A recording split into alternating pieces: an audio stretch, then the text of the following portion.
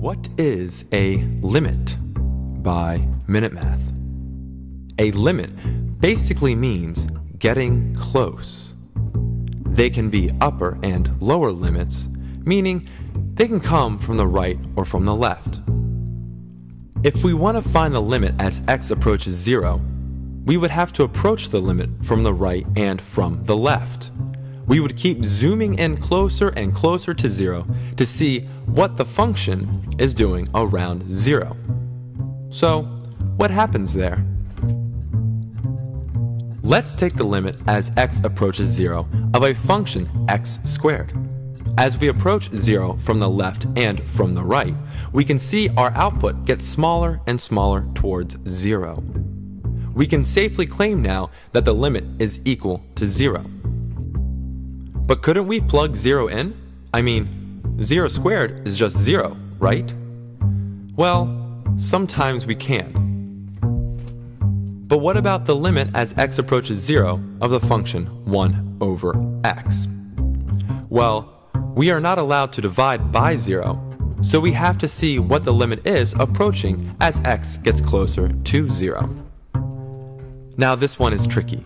As we approach from the left, our output gets larger and larger towards the negative, and as we approach from the right, our limit gets larger and larger towards the positive.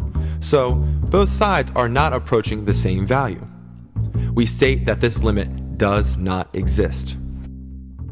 We can approach the limit individually from the right or from the left, and now we can get two limits that do exist. If we approach the limit from the right, it will equal positive infinity. And if we approach the limit from the left, it will equal negative infinity. This is called a one-sided limit. Now let's try and take the limit as x approaches 0 of 1 over the absolute value of x. Remember, the absolute value operation means the distance the number is from 0. So it basically makes everything positive. As we take this limit, we notice that our output is getting greater and greater as the limit approaches 0 from both sides. Since both sides are the same and keep increasing and increasing, we can say that the limit is equal to infinity. Speaking of infinity, what if we take the limit as x approaches infinity? We would have to see what the function is doing as our x values get larger and larger. So, let's take the limit as x approaches infinity of 1 over x. Now we can only approach infinity from the left because we cannot have a number bigger than infinity. As we test x values that get larger and larger, we see that our output is getting smaller and smaller. These outputs get smaller and smaller, but never really reach 0. But it gets pretty close. So we can state that the limit is equal to 0. What if we take the limit of the same function but as x approaches negative infinity? Well, we could test values that are bigger and bigger in the negative direction, so we are approaching negative infinity from the right.